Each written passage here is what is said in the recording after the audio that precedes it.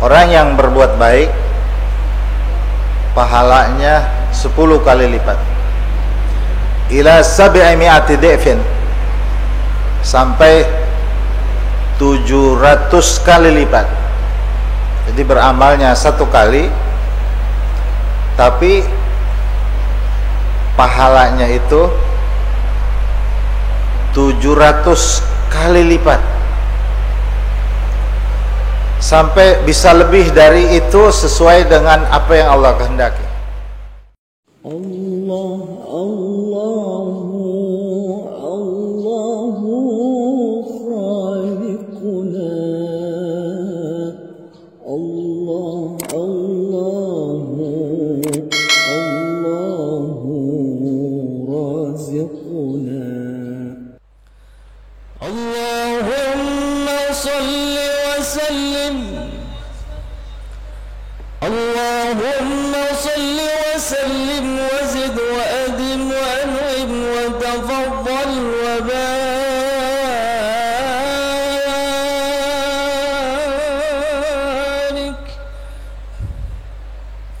bi jalalika wa kamalika ala zayni ibadika wa ashrafi عبادك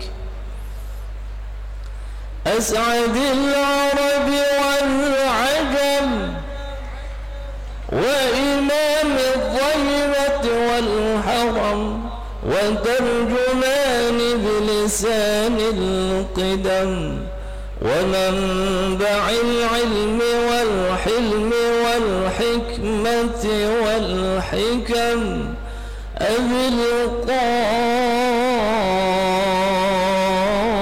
القاسم سيدنا وحبيبنا وشفيعنا ومولانا محمد صلى الله عليه وسلم زده شرفا يا رب زده شرفا يا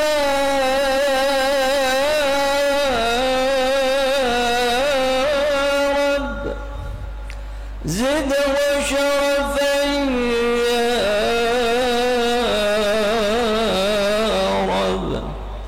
يا رب كرما وتعظيما ورفعة ومهابة وبرا ورضي الله تبارك وتعالى عن ذوي الفخر العلي والقدر الجلي ساداتنا وأئمتنا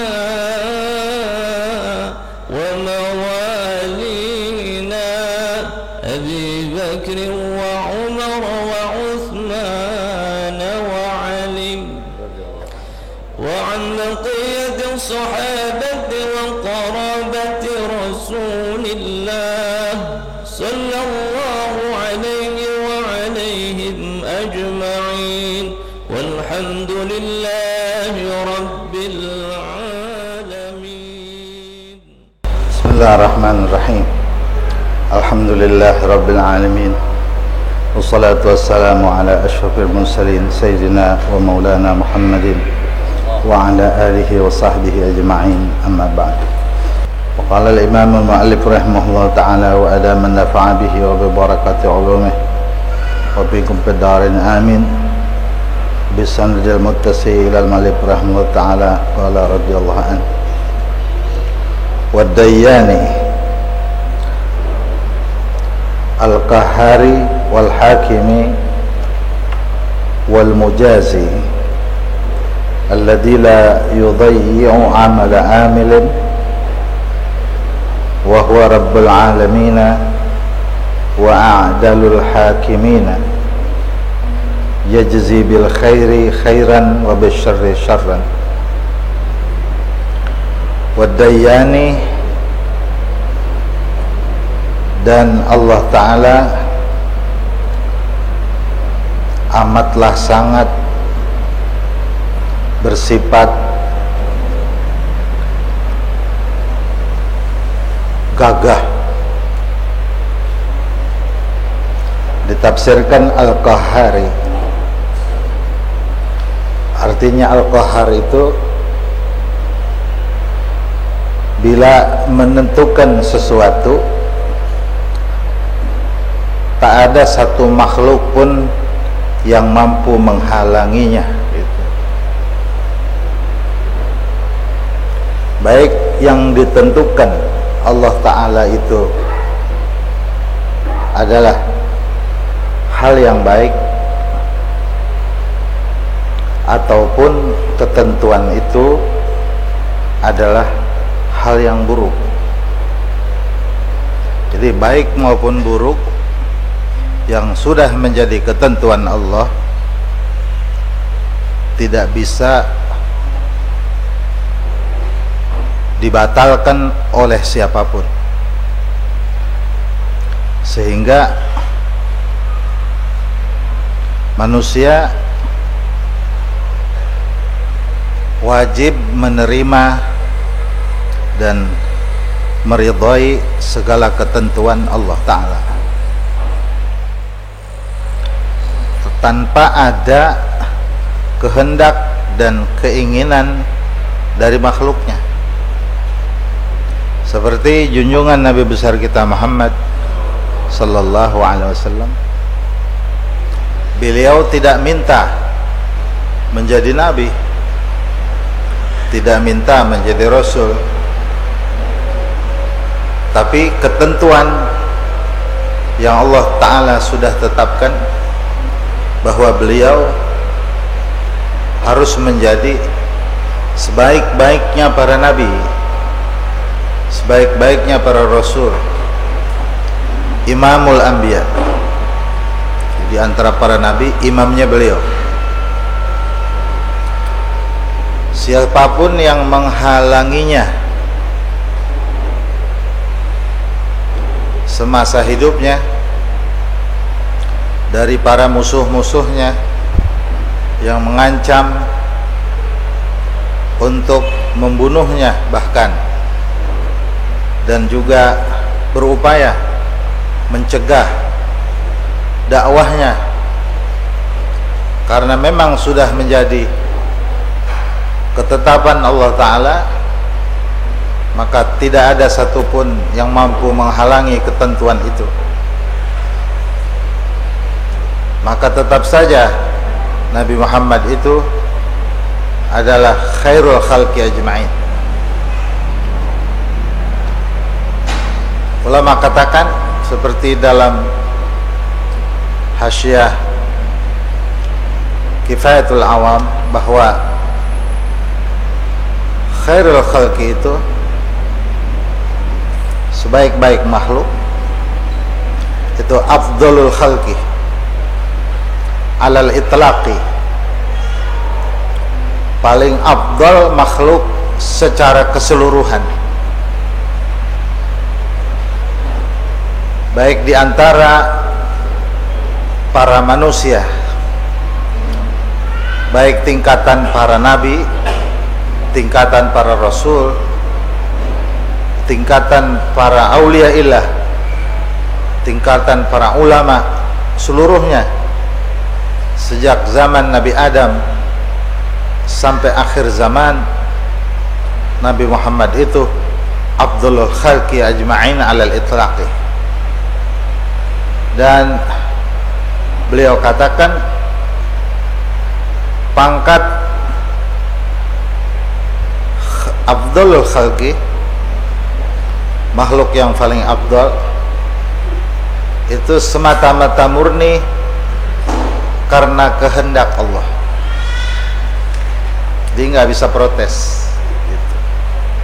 Kehendak itu sejak masa azali, di mana belum terciptanya makhluk, yang ada hanyalah Allah Ta'ala. dikala itu telah Allah Ta'ala tetapkan bahwa makhluk yang termulia adalah junjungan Nabi besar kita Muhammad sallallahu alaihi wasallam. Dan ulama bilang, ma thabata fil azal la yataghayyaru fima la yazal. Ma thabata fil azali la yataghayyaru fima la yazal. Apa yang di masa azali ditetapkan Allah, maka dia tidak akan berubah pada masa la yazal, pada zamanul imkan, pada zamanul wujud, pada zaman kenyataannya tidak berubah. Jadi apa yang di sini terjadi adalah ketentuan di masa-masa azali. Itu namanya fa'alun lima yurid. Allah Ta'ala melakukan apa yang Allah kehendaki. Tak ada yang mengintervensi Allah. Itu namanya iradah mutlaqah. Dan tak ada pula yang bisa menghalangi dan merintangi daripada apa yang Allah Ta'ala kehendaki. Itu namanya Al-Qahhar. Jelas gitu ya.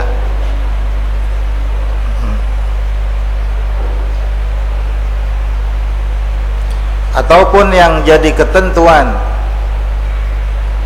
Allah Ta'ala itu berupa musibah, berupa ujian, berupa bencana. Sudah Allah Ta'ala punya ketentuan. Siapapun yang berupaya untuk menghalangi, membatalkan ketentuan itu berupa bencana dan musibah, tidak bisa terhalangi. Jadi musibah tetap turun. Seperti banyak musibah yang terjadi, gempa, tsunami, gunung meletus, tabrakan, kebakaran, banjir, penyakit, bermacam-macam jenis dan bentuk penyakit. Itu semuanya bagian daripada ketentuan Allah, daripada perkara yang hikmahnya adalah untuk memberi jalur kepada manusia agar dia bisa memasuki bab sabar. Jadi jalur sabar Allah Ta'ala berikan jalan dengan jalur musibah. Innama yuwaffas sabiruna ajrahum bighairi hisab.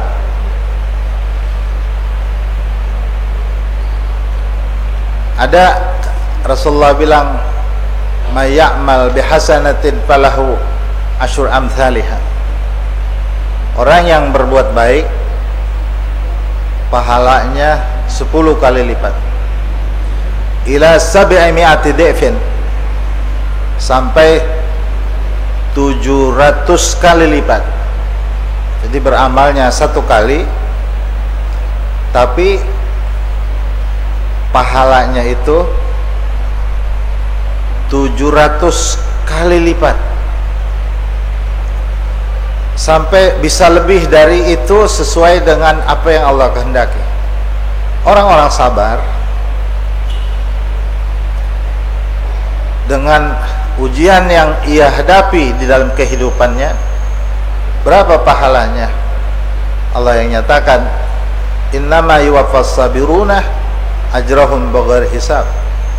Allah berikan orang yang diuji dan sabar pahala mereka itu tanpa hitungan. Jadi malaikat tidak mengetahui jumlah hitungannya. Yang mengetahui hanyalah Allah Ta'ala. Ada orang-orang yang di akhir hayatnya Allah berikan ujian,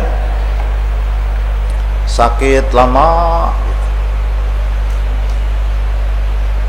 sampai bertahun-tahun, berobat kemana aja nggak sembuh. Nah ini saudara, Al-Qahhar namanya. Bahwa Allah Ta'ala bila berbuat sesuatu, tak ada yang mampu menghalangi. Tapi ada hikmahnya di balik semua itu. Sesungguhnya orang yang sedang mendapat ujian itu, dia sedang dipersiapkan pahala yang tiada terhingga. Ulama katakan tingkat kelipatan pahala itu ada 3 bagian. Pertama, pahala orang yang melakukan ketaatan. Kelipatan pahala yang Allah persiapkan baginya 300 dari setiap amalnya. Kita sembahyang nih, itu 300 kelipatan pahalanya. Kita puasa 300 kelipatan. Tapi dengan syarat. Jadi ketaatan ini maksudnya saudara,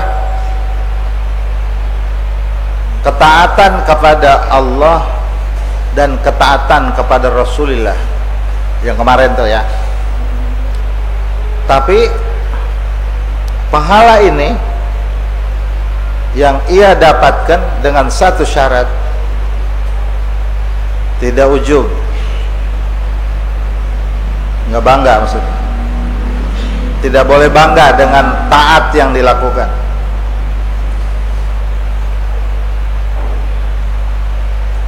Bangga itu saudara merasa punya kelebihan di dalam taat. Dia udah banyak amal, jangan merasa punya kelebihan. Tanpa membandingkan ke orang lain. Kalau dia bandingkan ke orang lain dan dia menganggap bahwa dia lebih bagus dari orang, dan orang di bawah dia.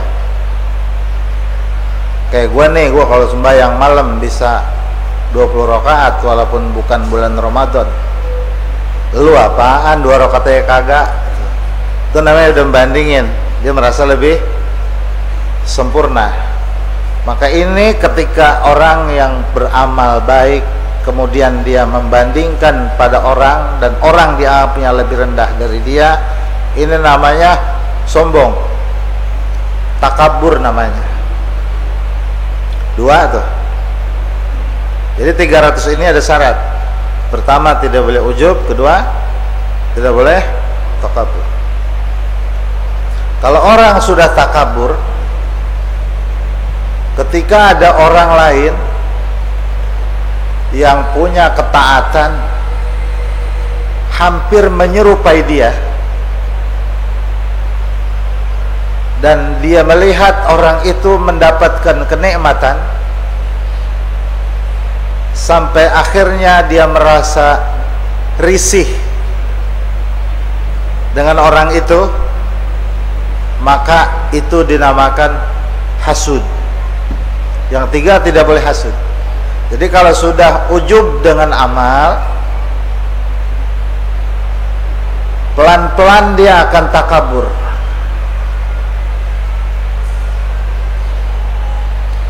Dan kalau dia sudah punya rasa takabur melebihi orang lain, maka dengan orang yang sama seperti dia akan muncul hasud. Orang punya ilmu, jangan merasa alim. Ngaji mah ngaji aja, jangan merasa alim. Biasa aja gitu. Kalau dia merasa alim, nanti dia akan mengukur ada orang di bawah dia, maka timbulnya takabur. Nih gua nih, gitu. Lu siapa? Udah begitu tuh. Kalau sudah muncul takabur, ketika ada orang alim lagi, dia akan risih. Saat risih ada orang alim lain, itu namanya hasud. 3 ini dalam ketaatan tidak boleh dilakukan. Ujub, takabur, hasud. Agar dia tidak kalah dengan saingannya, gue nggak mau kalah dong. udah ada saingan nih di kampung. Maka segala amal ibadahnya pengen dilihat orang karena udah bersaing. Saat dia ingin dilihat orang amal perbuatannya, maka dinamakan riya. Jadi ini 4 serangkai adik kakak.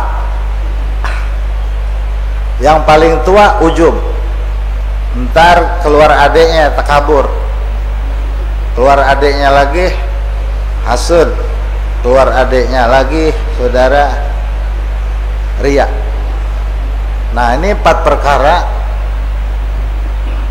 yang ulama katakan harus hilang di dalam melakukan sebuah ketaatan.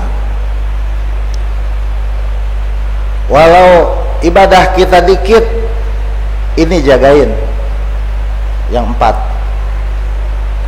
Apalagi ibadah kita kayanya banyak, padahal dikit, cuman kayanya banyak.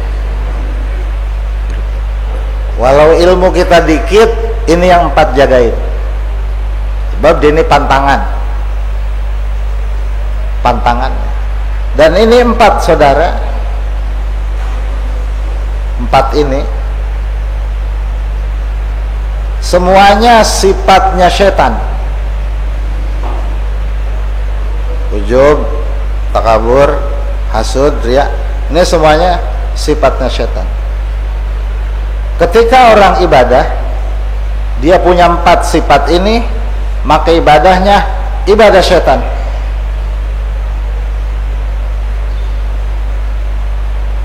Karena dia tidak meniru junjungan Rasulullah sallallahu alaihi wasallam, yang ditiru setan. Setan juga kan dulu aja mah ibadah mulu. Ketika dilaknat aja nggak bisa ibadah.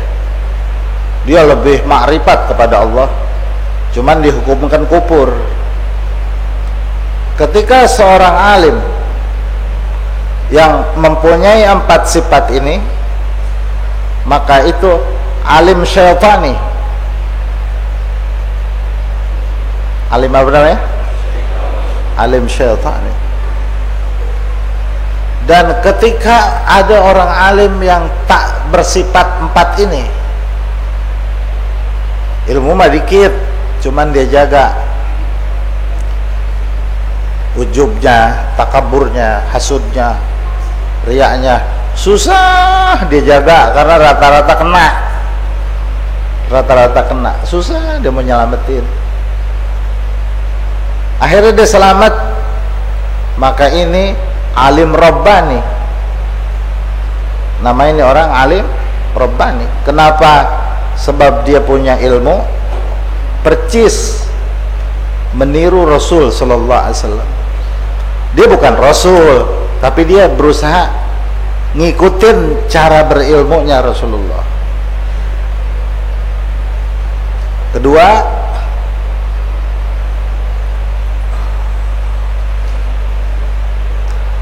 tingkatan orang yang menjauhi maksiat. Tidak semua orang yang taat bisa menjauhi maksiat.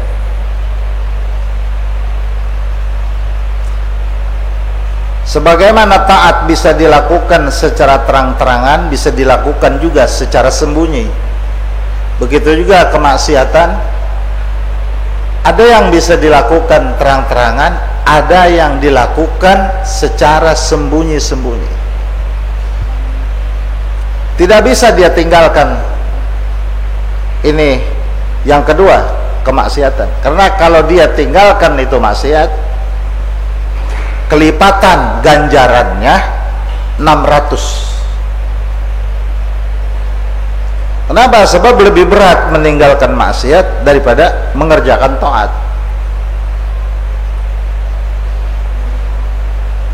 Bab maksiat mah rata-rata saudara ditopang oleh 2 unsur. Maksiat rata-rata ditopang oleh 2 unsur. Pertama unsur setan, yang kedua unsur nafsu. Setan, nafsu. Dua-duanya berat.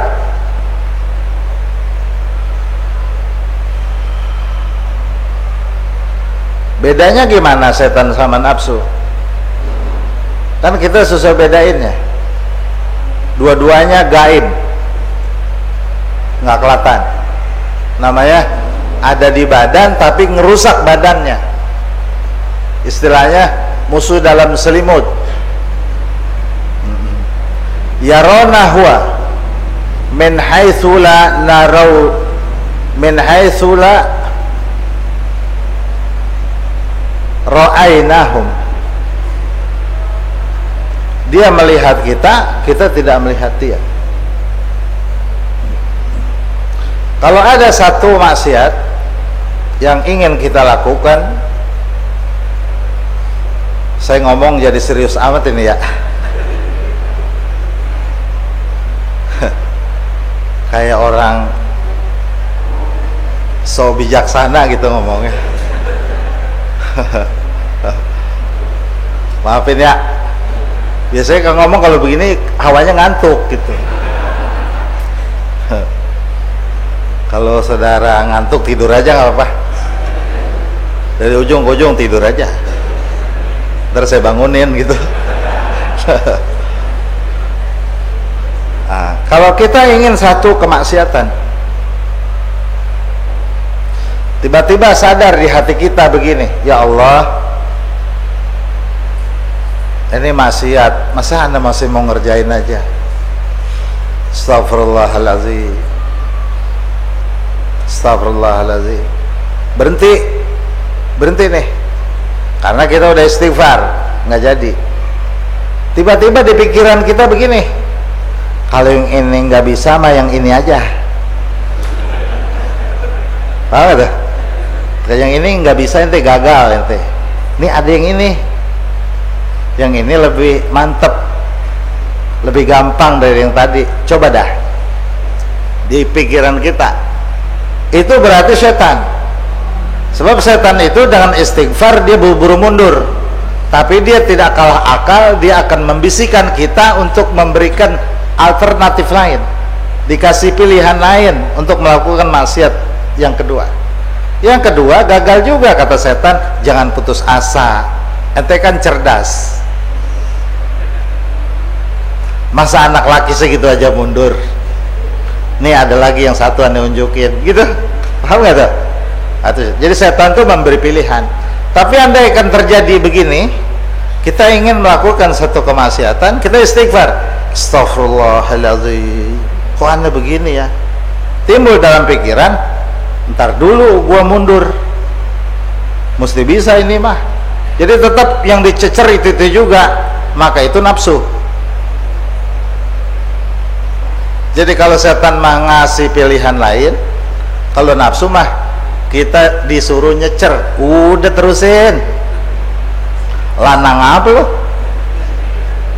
Tahu nggak? Dua-duanya ini saudara gelap, tapi bahaya. Yang Rasulullah bilang, a'da aduwika nafsuka allati baina jambaika.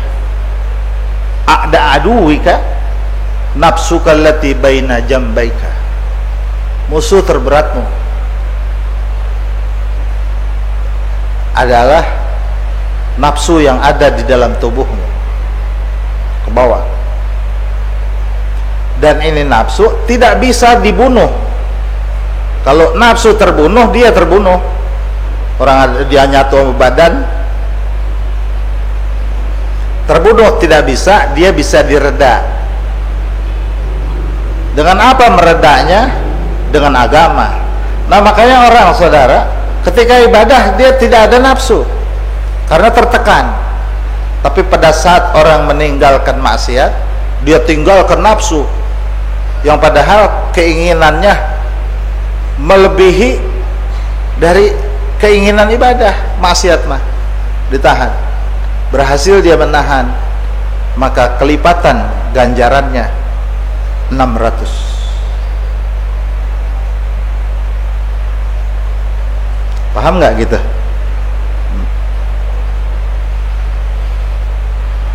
Yang ketiga,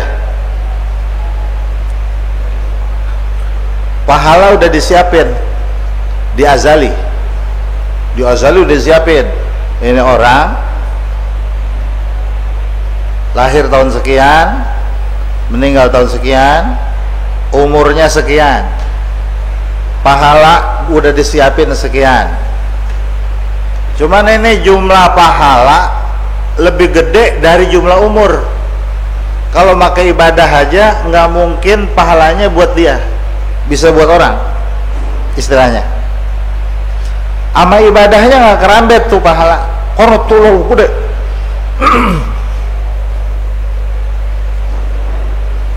Dengan meninggalkan maksiat juga pahalanya nggak keambil, terlalu gede. Maka yang ketiga, untuk mendapatkan pahala besar itu Allah Ta'ala kehendaki dia harus menjalani hidup dalam musibah, harus menjalani hidup dalam musibah, bukan dengan taat, bukan dengan baca Quran yang hatam beratus-ratus kali, bukan dengan puasa yang dia lakukan setiap hari, bukan dengan mengekang hawa nafsu, tapi ini Allah berikan lewat jalur musibah. Maka musibah mah 900 kali lipat. Ya Allah, di seminggu ini puyeng, biarin, berobat biar sembuh gitu. Ya Allah, ini jempol cantengan, musibah kecil itu mah, cantengannya juga ngerengek mulu ya gitu. Ya Allah, dirawat udah 3 tahun belum juga ada perubahan. Ah, ini tanda, alamat gitu ya, itu tanda dapat yang ketiga gitu. Tuh orang ya kesian banget, kan dia orang muslim, kenapa kampungnya ada gempa, habis pada keuruk tanah. Nah, ini ketiga berarti dia dapatkan bukan dengan yang pertama ataupun yang kedua. Dia kan perkampungan muslim, kenapa itu tsunami? Kan mestinya mah orang-orang muslim mah nggak kena musibah, kan dia ahli taat, orang benar semuanya, malah ada masjid, ada pesantren. Ngapa itu masjid pesantren juga diuruk sama air, digerus habis? Wah, ini yang ketiga. Jelas? Ini orang kebakaran, matinya geseng. Nah, dia ketiga. Ini orang ketiban puunan, lagi naik mobil tiba-tiba puunan rubuh, jeret lempangan palanya, ya remuk habis. Nah, ini yang ketiga. Itu si anu tabrakan, jeduk, supir sama kenek palanya misah. Ya, supir sama kenek tabrakan, badannya sampai misah. Ya misah lah, mas supir sama kenek karena tabrakan. Oh, barangkali dia make ibadah mah enggak dapetin, pakai ninggalkan maksiat enggak dapetin. Ini Allah siapkan pahalanya dengan jalur musibah. Diriwayatkan gini, pada saat orang di dalam kubur, dia nanya sama Allah Ta'ala, ya Allah, ini istana kok megah bener, saya belum pernah ngelihat kemegahannya ini ya Allah, besar, luas, bermegah-megah, fasilitas yang ada di dalamnya tidak pernah dia temukan di dunia. ini buat siapa ya Allah? Ini buat kamu. Kok buat saya? Kan saya mah bukan ahli ibadah. Ibadah juga rata-rata aja kayak orang kampung. Dan saya juga kan bukan orang yang sabar meninggalkan maksiat. Ibadah saya biasa-biasa aja. Karena pakai ibadah ini nggak dapet. Oh gitu ya. Pakai yang kedua juga nggak dapet. Kamu ingat nggak waktu di dunia? Kenapa ya Allah? Kau hidup penuh musibah, maka inilah pahala musibah kamu. Akhirnya bilang, ya Allah kalau tahu begini mah saya pengen balik ke dunia biar hidup saya musibah berarti tiap hari. Anda, saya mau tanya, kalau kita hidup mendingan sehat mendingan sakit? Kan udah tahu pahalanya.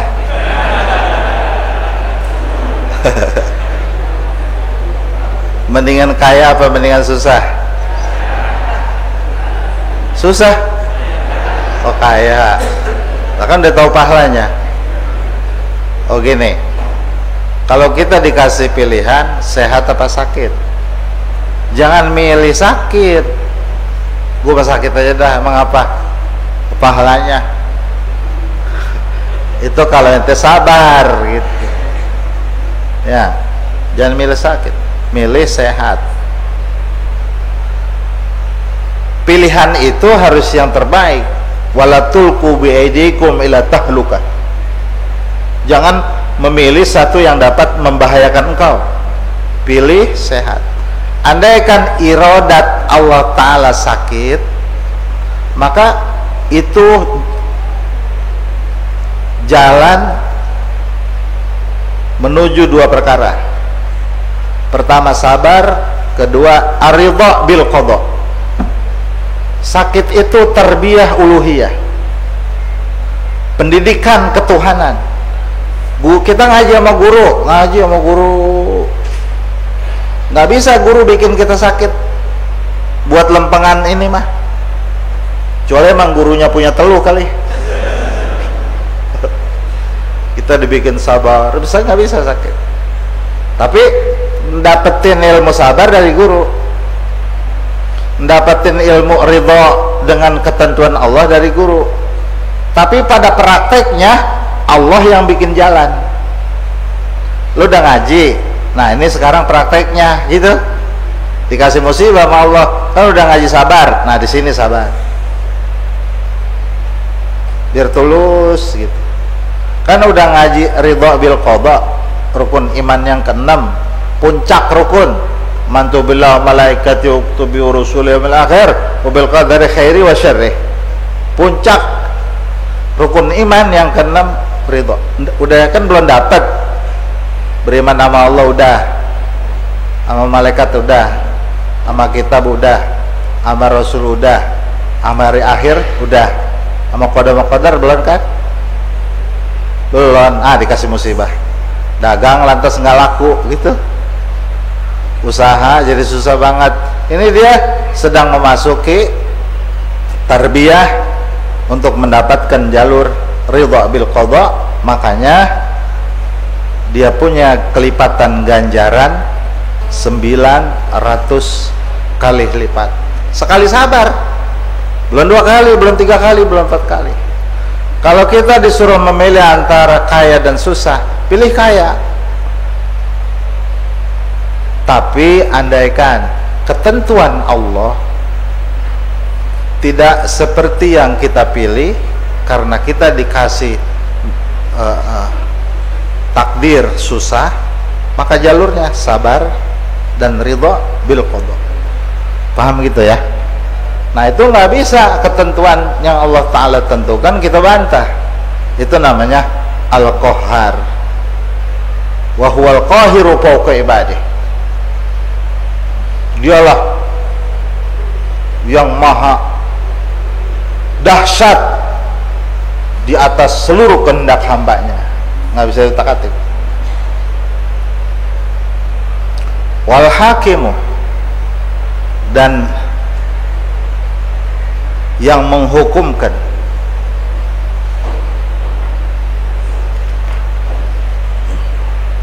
ataupun yang maha bijaksana. Hakim bijaksana tuh begini saudara, dia nggak sembarangan memberikan satu keputusan tanpa ada saksi.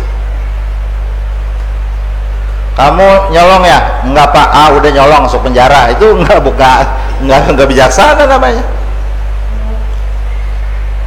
Kamu ini yang kemarin berzina ya? Enggak pak hakim. Berzina udah masukin, enggak bijaksana. Jadi hakim yang bijaksana ini ketika dia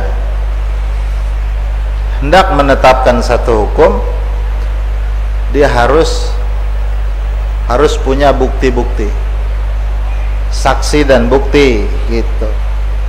Makanya tuh ada di Quran apa saudara ayatnya yang waktu kalimuna aidihim al-yawma nakhtimu ala afwahihim wa tukallimuna aidihim wa tashhadu bima kanu al-yawma nakhtimu ala afwahihim. Sekarang al-yawm tu alam alil hudur. Sekarang nakhtimu ala afwahihim, mulut mereka aku kunci, nggak bisa ngomong. Ini mulut besok diem mingkem. Yang ngomong siapa? Wa tukallimuna aidihim, tangan mereka yang bicara padaku. Kok tangan ngomong? Kenapa tidak? Dul Sumbang aja bilang, andai bulan bisa ngomong tuh. Bulan dia mah parah, lebih parah kan? Ini baru tangan, bulan bisa ngomong. Ini lidah sama tangan sama-sama anggota tubuh. Sebagaimana Allah mampu membuat lidah kita untuk bicara, maka Allah pun mampu membuat tangan kita bicara. Tangan bicara. Burung beo bukan manusia ngomong. Assalamualaikum, assalamualaikum, jelek loh. Coba itu burung ngatain. Yang enak kita injek aja, saking mahal. Walaupun ngatain tapi mahal. Wa tashhadu arjuluhum, kaki mereka menjadi saksi. Kaki menjadi saksi. Bukan kaki doang, di mana tempat dia melakukan ibadah menjadi saksi. Ini saudara duduk di masing-masing ubin ya, keramik. Ntar tuh ubin jadi saksi. Ibu-ibu duduk tuh di atas ngaji, ini jadi saksi. Allah yang bilang, wa tashhadu arjuluhum bima kanu yaksibun. Jadi saat orang sedang ada di dalam mahkamah akhirat, dalam persidangan akhirat, saksi-saksinya itu didatangkan. Kaki ngomong, mulut ngomong, baru ditetapkan hukum. Itu namanya al-hakim. Jadi nggak sembarangan Allah Ta'ala menetapkan satu keputusan di akhirat, melainkan memang ada saksi-saksi. Dalam kitab Al-Wasaya Nafi'ah, Al-Habib Abdullah bin Ali Al-Haddad, beliau menceritakan satu hal yang terjadi pada ulama-ulama masa lalu. Ada seorang ulama yang sedang wukuf di Arafah. Dia membuat persaksian syahadat dengan 7 butir batu. Sono kan gurun pasir, banyak batu. Dia ambil 7 batu nih. Setelah dia ambil 7 batu, nih orang buat istishhadut tauhid, membuat persaksian tauhid. Dia ambil 1 butir, dia baca gini, nawaitu istishhadat tauhid bihadal hajar lillahi ta'ala. Asyhadu an la ilaha illallah wa asyhadu anna Muhammadar Rasulullah. Ditiup batu, taruh, ambil batu lagi. Asyhadu an la ilaha illallah wa asyhadu anna Muhammadar Rasulullah. Tiup, taruh lagi. 7. Malam dia tidur. Malamnya tidur sudah. Dia sedang mimpi di padang mahsyar, mimpinya dia. Dan dia di absen. Ya fulan bin fulan, ana, ente jatahnya masuk neraka.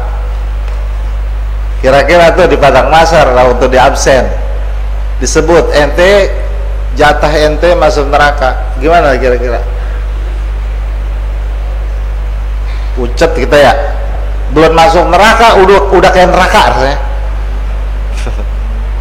Ya Allah, bagaimana ya? Ditarik sama malaikat, disuruh masuk ke pintu neraka. Saat dia masuk ke pintu neraka, saudara, dimasukin, tiba-tiba ada batu besar nutup pintu.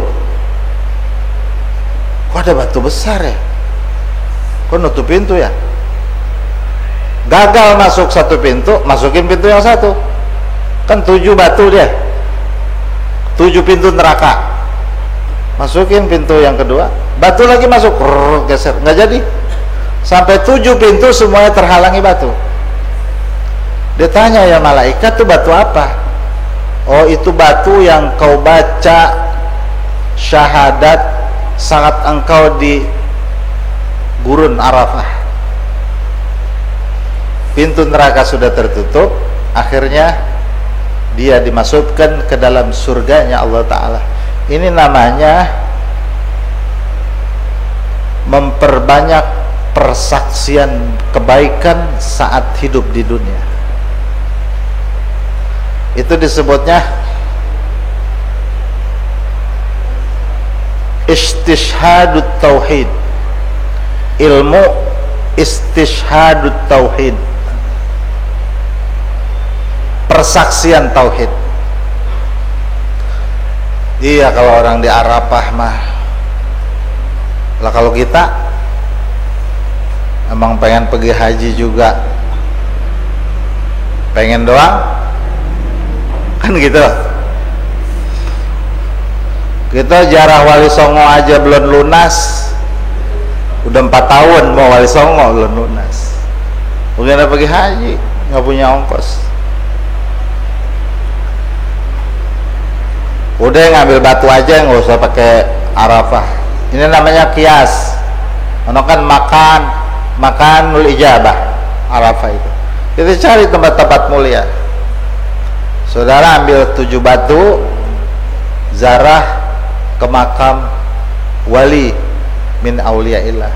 Boleh keluar Batang, ya, boleh ke Sultan Hasanuddin, boleh ke Syekh Syarif Hidayatullah, boleh juga ke apa itu namanya, ke Empang Bogor, Habib Abdullah bin Muhsin, boleh ke Kuitang, kemana lah.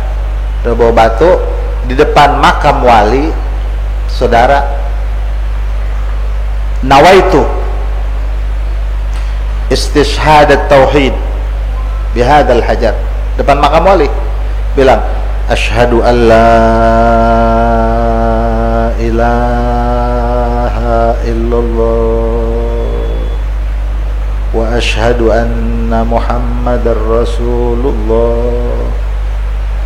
7 batu, biar ini batu menjadi saksi ketauhidan saudara di depan waliullah, bukan di Arafah, di depan waliullah. Itu yang paling didemen tuh, yang wali paling demen itu. Kadang-kadang kita datang kan begini, Beb, dagang lagi sepi banget, Beb. Tahu nggak? Wali mama dunia kagak demen. Emang apa lagi ngomongin dunia? Kata itu Habib Hussein bin Abu Bakar, ya lu memang gua kagak demen lu kata-kata. Tahu nggak? Gue kagak mikirin gituan sekali, lu mikirin sih. Tapi emang udah terlanjur lu berdoa, gue aminin dah. Supaya lu nggak kesini lagi. Pas berhasil, benar kan nggak datang lagi? Karena dia bukan mencari Allah, tapi mencari dunia. Kalau cari Allah akan datang lagi. Gitu. Wal mujazil ladzi la yudhi'u atau la yudhi'u gitu. Amala amilin. Dan yang membalas yang tak pernah menyia-nyiakan pahala amal orang yang beramal. Pahalanya nggak mungkin disia-siakan. Wal mujazi apa artinya? Ini selalu saya ngaji. Wal mujazi apa? Yang membalas. Balasan yang mana? Itu yang tadi 300, terus 600, terus 400. Balasnya di mana? Tempat pembalasan ada dua, kubur dan akhirat. Dunia nggak ada balasan. Di dunia nggak ada balasan. Lalu kita beramal kayak apa juga nggak dibalas. Paling berkah. Alhamdulillah berkah. Berkah bukan balasan. Berkah mah bonus. Daripada anggong.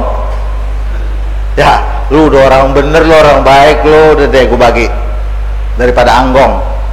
Ini mah namanya apa itu? Nandain ya. DP. Ini DP. Ntar balasannya dikubur dan di akhirat. Di dunia nggak cukup buat balas itu. Kata Sayyidina Ali radhiyallahu anhu, ad-dunya daru taklifin wa amalin wa laysa bidari jazain. Dunia ini negeri penugasan dari Allah kepada manusia, tempat penugasan, namanya taklif. Kita melaksanakan tugas. Wa amalin, dan negeri perbanyak amal di dunia. Walaysa bidari taklifin, walaysa bidari jazain. Dunia ini bukan negeri menerima balasan. Beramal aja, laksanakan. Wal qabru,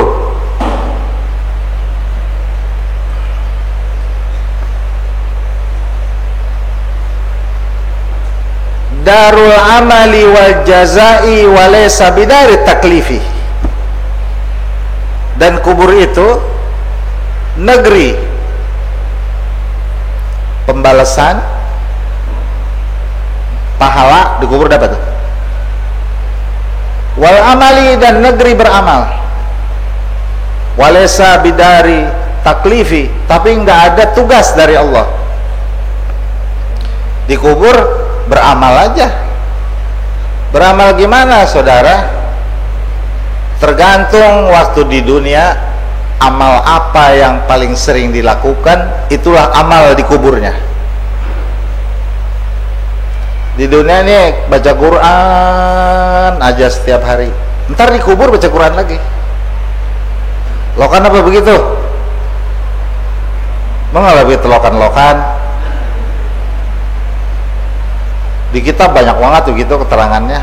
Fakta-fakta sejarah yang dituliskan oleh Syekh Yusuf Nabhani dalam kitab Jami' Karamatil Aulia.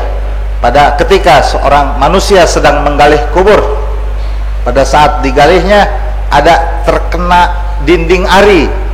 Tahu dinding ari? Nah, dinding ari yang ada di sampingnya.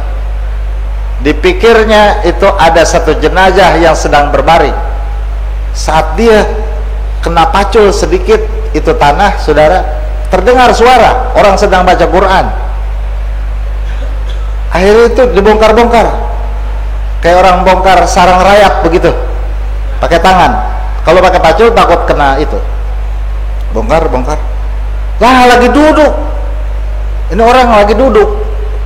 Baju apa? Waktu dia meninggal, saudara, diselendangkan di tubuhnya. Dia sedang duduk, sedang terus. Bismillahirrahmanirrahim. Yasin wal Qur'anil Hakim innaka laminal mursalin ala siratim mustaqim. Diintip sama dia. Dipikir bohong kali. Tadi ada suara doang. Kok ngaji? Kok ngaji? Kata itu yang sedang baca Quran, shh, jangan berisik. Ini orang hidup apa mati? Enggak, ini lagi baca Quran, hidup apa mati? Ini hidup di kubur namanya. Shh, jangan berisik. Jangan kasih tahu orang. Jangan berisik, dan ana titip, ente aja yang tahu. Jangan kasih tahu orang. Baik om, begitu. Tutup lagi sama dia. Kuburannya itu diuruk, cari satu tempat. Udah dipesan, jangan apa? Jangan ngomong-ngomong orang. Berarti di kubur itu tetap masih ada amal kebaikan. Masih ada amal. Ini mah bukti. Beli aja kitabnya Jami' Karamatil Aulia, orang-orang yang hidup dalam kubur. Atau saudara beli kitab Hilyatul Aulia karangan Imam Abu Nuaim. Atau saudara beli kitab At-Tabaqatul Kubra karangan Imam Sya'rani, Abdul Wahab Sya'rani. Fakta-fakta gitu.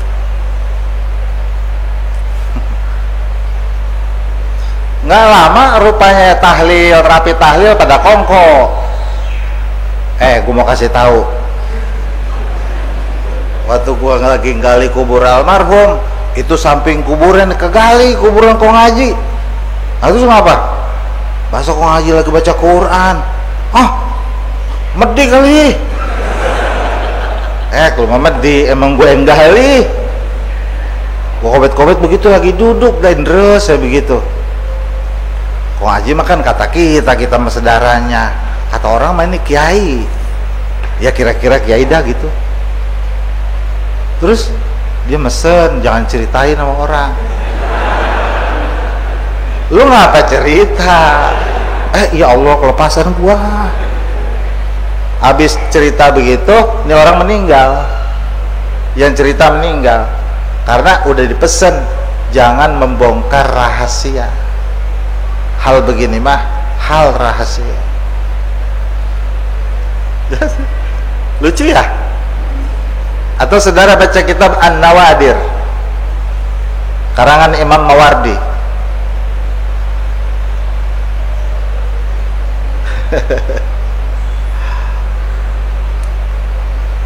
Ada orang nazar, dia punya anak, kalau anak saya sembuh, saya pengen memendam anak saya yang sehat.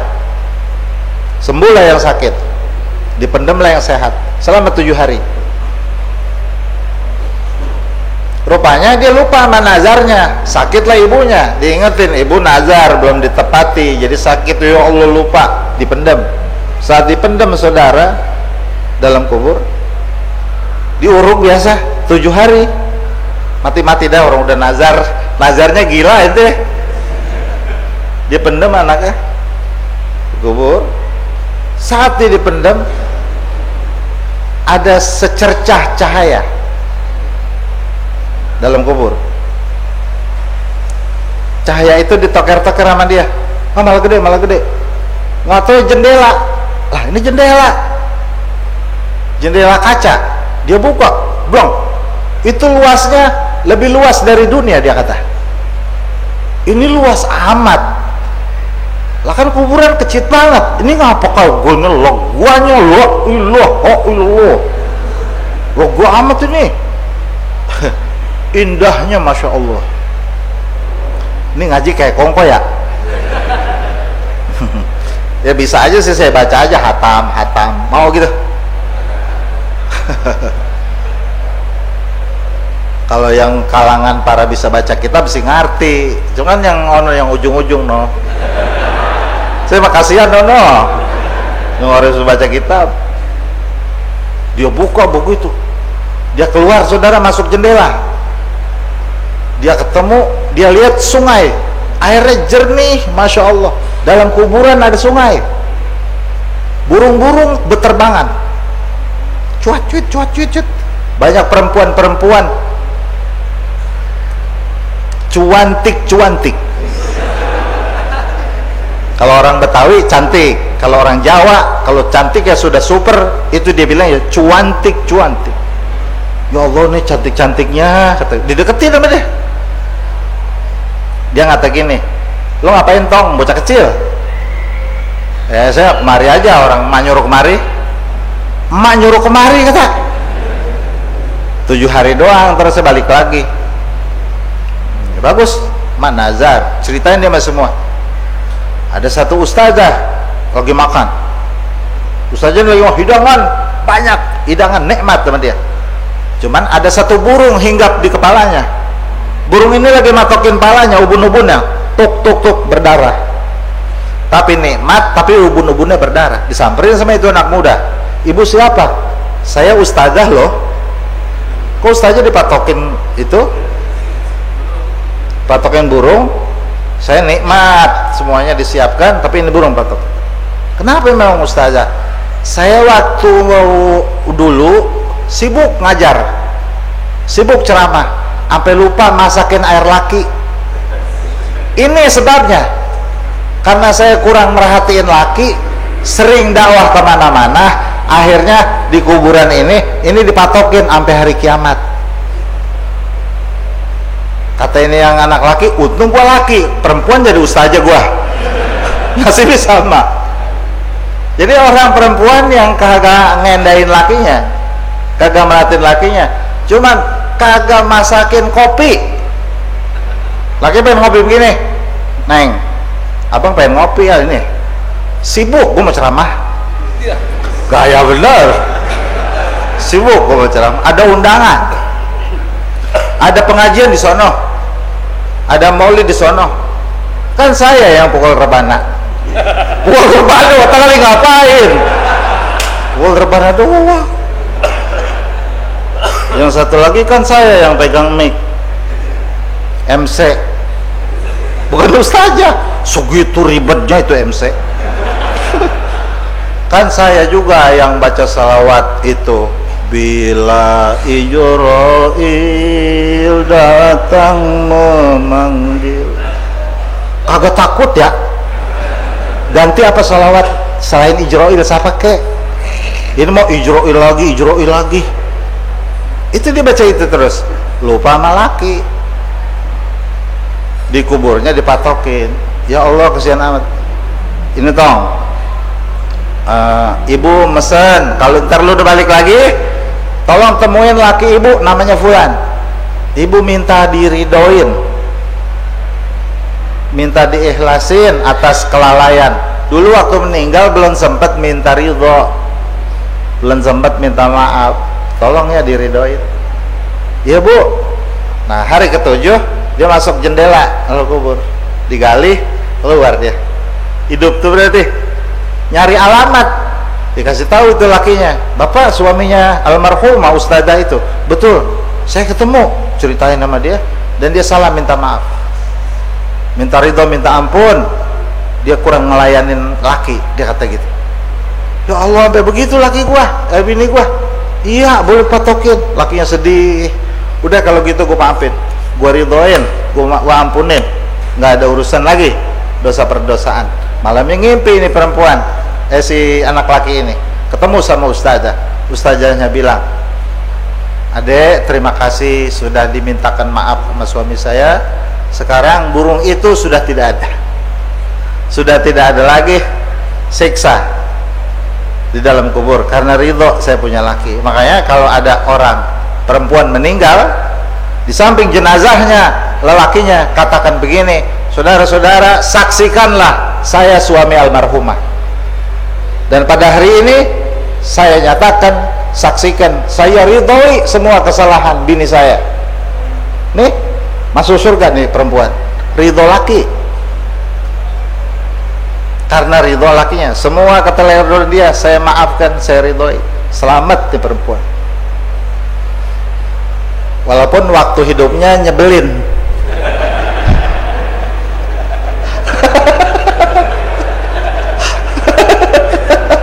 Ada gak bini nyebelin, ada gak? Kok ada, ngerasa ya? Dah. Wal akhiratu daru jazain walaysa bidari taklifin wala amalin, kata Sayyidina Ali. Dan akhirat itu negeri pembalasan, tidak ada amal, tidak ada beban, tidak ada tugas, tinggal pahala doang di akhirat. Wa huwa rabbul alamin wa adalul hakimin yazibil khairi khairan wa bisyarri syarran. Dan Allah Ta'ala itu penguasa, pengatur jin dan manusia, Rabbul Alamin, dan keseluruhannya. Yang diatur jin dan manusia dengan hukum, yang lain ngikut. Wa'adul hakimin, dan hakim yang paling adil. Yazibil khairi khairan wa bisyarri syarran. Allah membalas kebaikan dengan kebaikan, keburukan dengan keburukan. Qala ta'ala wallahu a'lam.